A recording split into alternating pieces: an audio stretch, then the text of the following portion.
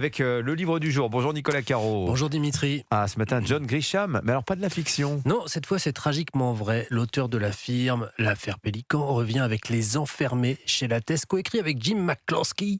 C'est pas la première fois que John Grisham se prête à l'exercice, raconter des histoires judiciaires vraies, mais quand même avec son sens du roman. Et McCloskey, lui, c'est pas un écrivain, c'est le fondateur d'une organisation dédiée à la libération des personnes condamnées à tort, genre d'association qu'on rencontre d'ailleurs dans certains romans de John Grisham, vous me suivez. Oui, là, il raconte des affaires d'innocents jugés coupables. Et oui, et condamné à perpétuité ou à la peine de mort, alors même qu'il y a des éléments nouveaux parfois qui permettent de considérer qu'ils sont innocents, sauf qu'aux États-Unis comme en France, il est très compliqué de réviser un procès, et donc on suit le labyrinthe judiciaire de ces histoires, mais avec le talent de Grisham et sa pédagogie qui fait qu'on comprend soudain tous les arcanes du système judiciaire américain, et ça donne des histoires au titre qui ressemblent d'ailleurs à chaque fois à un bon polar, Les 4 de Norfolk, Dernière virée entre amis, Le feu ne ment pas, Inconnu numéro 1, il y en a 10, une trentaine de pages à chaque fois, et on alterne entre les deux auteurs. Allez, racontez-nous en une. Inconnu numéro 1, tiens, ça se passe à Chester, une petite ville en Pennsylvanie, prospère en 1900, mais dans les années 50, les usines ont fermé, et la ville a plongé, et donc chômage, crime, corruption et tout ce qui s'ensuit. Voilà pour le cadre.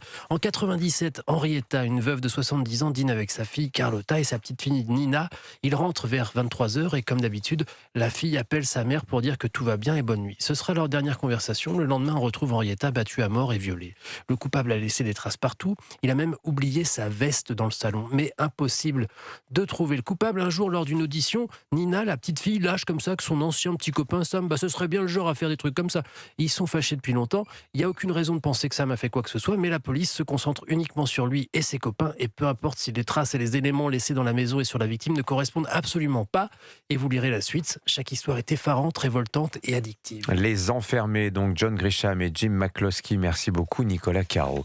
8h37 sur Europe 1.